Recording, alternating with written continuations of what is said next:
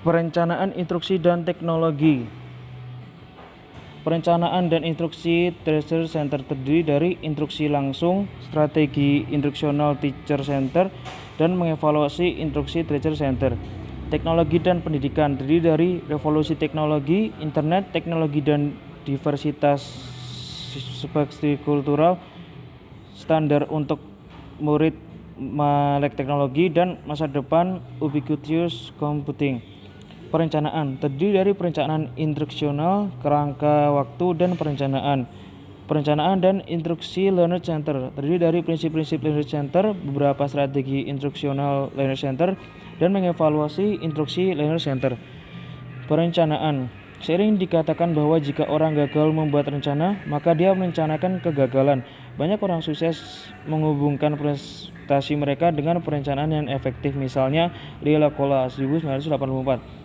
Mantan pimpinan Chrysler Corporation menisbahkan kesuksesannya pada para perencananya. Pembahasan perencana di bab ini akan mendeskripsikan apa itu perencanaan instruksional dan kerangka waktu dan perencanaan. Perencanaan instruksional, susunan strategi sistematik dan tertata untuk merencanakan pelajaran. Guru perlu menentukan seperti apa dan bagaimana mereka akan mengajar. Walaupun beberapa momen instruksional yang baik kadang terjadi spontan, pembelajaran masih harus tetap direncanakan dengan cermat. Mungkin akan meletihkan jika meluangkan banyak waktu untuk menulis rencana pelajaran. Namun, rencana ini akan memberi Anda rasa percaya diri, membantu Anda untuk memasukkan topik-topik yang amat penting dan memaksimalkan waktu Anda selama di kelas. Perencanaan instruksional mungkin diwajibkan oleh sekolah tempat Anda mengajar. Banyak kepala sekolah dan pengawasan sekolah meminta guru untuk menulis rencana tertulis, dan dalam beberapa kasus Anda mungkin diminta untuk menyerahkan rencana pelajaran Anda seminggu sebelum Anda mengajar. Ketika mengamati guru kelas, pengawas mungkin akan menilai apakah pengajaran sudah sesuai dengan rencana atau tidak. Kerangka waktu. Menyusun rencana waktu yang sistematis membutuhkan pengetahuan tentang apa-apa yang perlu dilakukan dan kapan melakukannya, atau perlu fokus pada tugas dan waktu. Berikut ini adalah satu contoh rencana dan tugas Douglas and Douglas 1993. Apa yang perlu dilakukan? Pertama, menentukan tujuan instruksional atau apa yang harus saya capai. Dua, merencanakan kegiatan atau apa yang harus saya lakukan untuk mencapai tujuan. Ketiga, menentukan prioritas atau tugas mana yang lebih penting. Waktu melakukannya. Pertama, membuat estimasi waktu atau beberapa lama waktu yang dibutuhkan setiap kegiatan. Kedua, membuat jadwal atau kapan kegiatan akan dilakukan. Ketiga, fleksibel, bagaimana saya akan menggunakan situasi yang tak terduga. Kerangka waktu. Robert Ginger 1980 mengidentifikasikan 5 rentang waktu: perencanaan guru, perencanaan tahunan, perencanaan term, perencanaan unit, perencanaan mingguan, dan perencanaan harian. Ginger juga merekomendasikan agar guru memperhatikan 4 area ketika merencanakan: tujuan, sumber informasi, bentuk rencana, dan kriteria efektivitas perencanaan. Walaupun perencanaan adalah dimensi utama dari pengajaran yang sukses, jangan terlalu banyak menyusun rencana. Susunan rencana yang rapi dan jalankan, tetapi berlakulah fleksibel. Seiring berlalunya tahun, bulan, minggu, atau hari, sesuaikan rencana dengan perubahan lingkungan dan situasi. Kejadian kontroversial atau topik penting yang belum Anda masukkan rencana mungkin muncul secara tak terduga. Pantau dan ubah rencana Anda seiring dengan berlalunya tahun agar sesuai dengan situasi yang terus berubah. Banyak guru yang mengandalkan buku pedoman guru atau struktur buku pegangan untuk mengarahkan perencanaan instruksional mereka. Ini bisa memberi manfaat positif karena dengan aktivitas atau pelajaran yang disusun untuk seluruh perencanaan dan instruksi yang harus dihubungkan.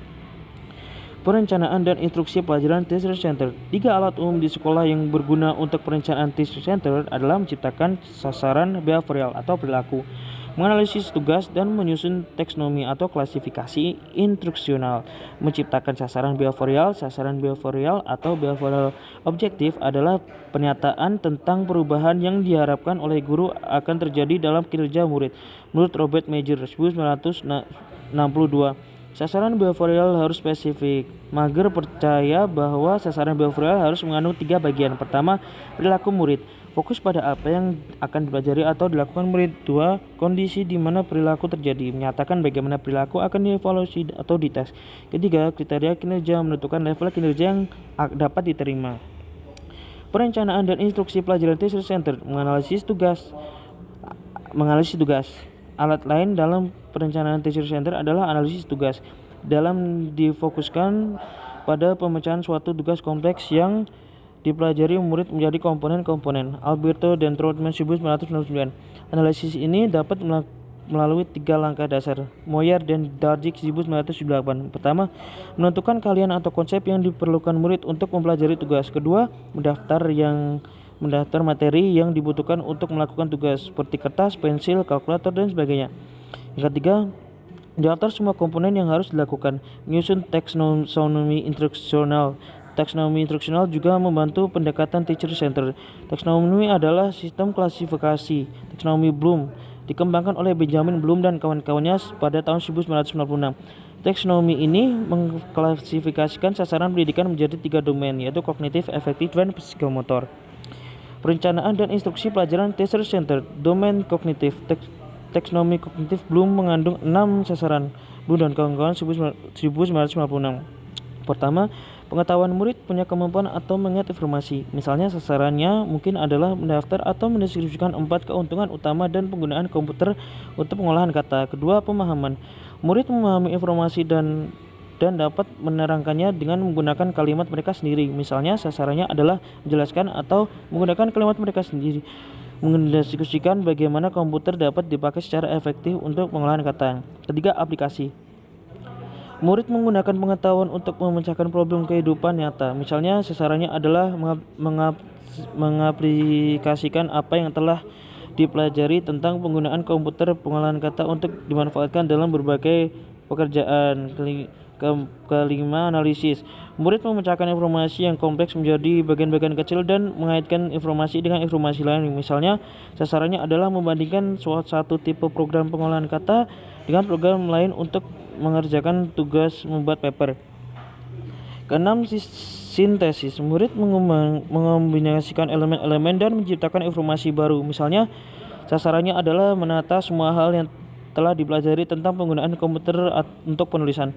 Dan yang terakhir, evaluasi. Murid membuat penilaian atau keputusan yang baik. Misalnya sasarannya adalah mengkritik program pengolah kata atau menilai kekuatan dan kelemahan masing-masing program. Perencanaan dan instruksi pelajaran teacher center. Ketika Bloom pertama kali menyajikan taksonomi ini, dia mendeskripsikan 6 sasaran kognitif yang diurutkan secara hierarkis dan level rendah atau pengetahuan pemahaman ke level tinggi atau aplikasi, analisis, sintesis, dan evaluasi. Dengan sasaran level tinggi dibangun di atas sasaran level rendah. Akan tetapi para pendidik seringkali mengabaikan level ini hanya untuk menggunakannya sebagai cara komprehensif untuk mengaji tujuan kognitif yang berbeda. Kognitif Bloom dapat dipakai saat penilaian perencanaan. Soal benar atau salah berganda, dan jawaban singkat seringkali dipakai untuk menilai pengetahuan dan pemahaman. Pernyataan esai, diskusi kelas, proyek, dan portofolio adalah cara bagus untuk menilai aplikasi, analisis, sintesis, dan evaluasi domain efektif. Perencanaan instruksi pelajaran teacher center. Respons. Murid termotivasi untuk belajar dan menunjukkan perilaku baru sebagai hasil. Dari pengalamannya, sasarannya adalah murid termotivasi untuk menjadi pembaca yang lebih baik setelah mendengarkan presentasi si tamu. Pertama, menghargai. Murid terlibat atau berkomitmen pada beberapa pengalaman. Sasarannya adalah murid menghargai kemampuan membaca, salah satu kemampuan yang penting. 2. Pengorganisasian. Murid mengintegrasikan nilai baru ke perangkat nilai yang sudah ada dan memberi prioritas yang tepat. Sasarannya adalah meminta murid berpartisipasi dalam klub buku. Ketiga, menghargai karakterisasi. Murid bertindak sesuai dengan nilai tersebut dan komitmennya kepada nilai tersebut. Sasarannya adalah murid semakin menghargai manfaat membaca selama 1 tahun ajaran. Domain psikomotor. Kebanyakan dari kata menghubungkan aktivitas motor dengan pendidikan fisik dan atletik. Tetapi banyak subjek lain seperti menulis dengan tangan dan pengolahan kata yang menghubungkan gerakan. Dalam sains, murid harus menggunakan peralatan yang kompleks, seni virtual, dan pahat membutuhkan koordinasi mata dan tangan. Perencanaan dan instruksi pelajaran teacher center. Sasaran psikomotor menurut Bloom adalah gerak refleks. Murid merespon suatu stimulus secara refleks tanpa perlu banyak berpikir. Misalnya murid berkedip ketika ada benda yang tiba-tiba melintas di depan matanya.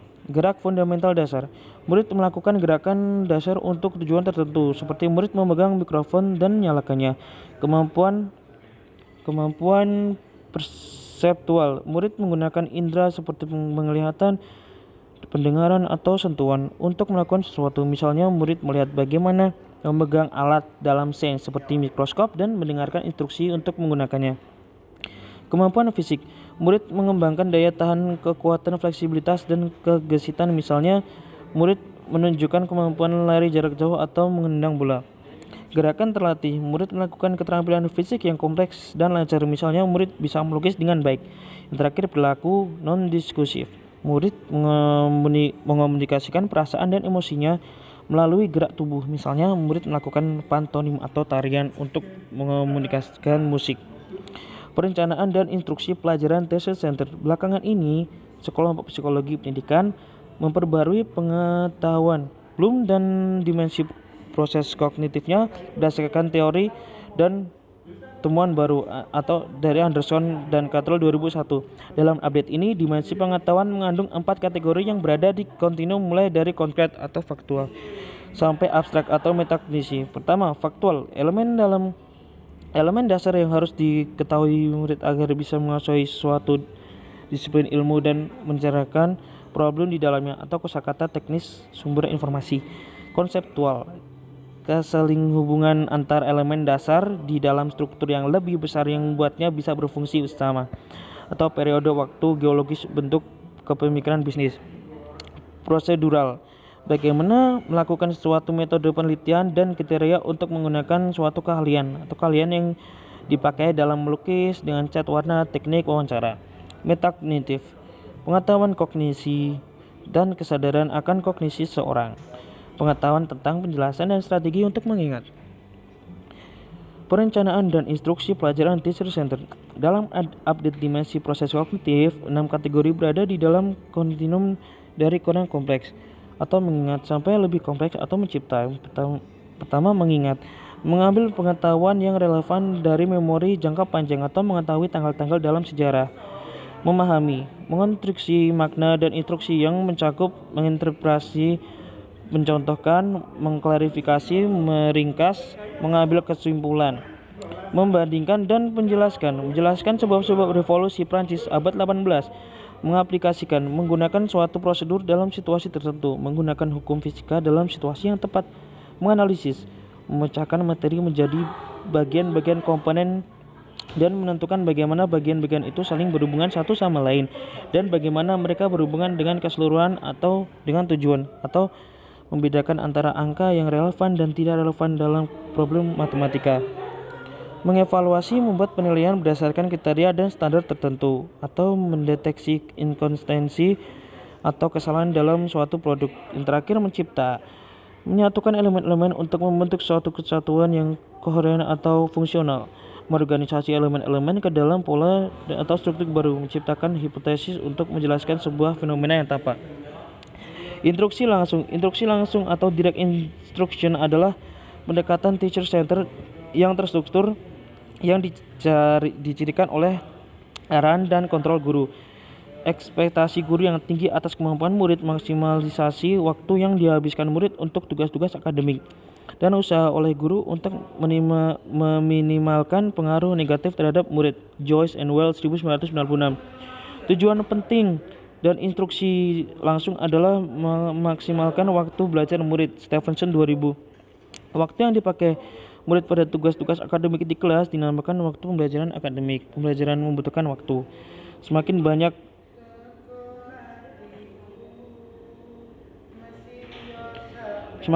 waktu pembelajaran murid, semakin besar kemungkinan mereka mempelajari materi dan meraih standar tinggi.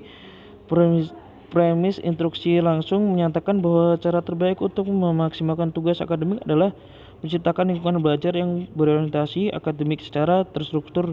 Kotak diversity dan education berikut ini deskripsikan riset lintas kultural tentang jumlah waktu yang dipakai murid untuk mempelajari matematika di beberapa negara dan juga memaparkan perbandingan antar negara.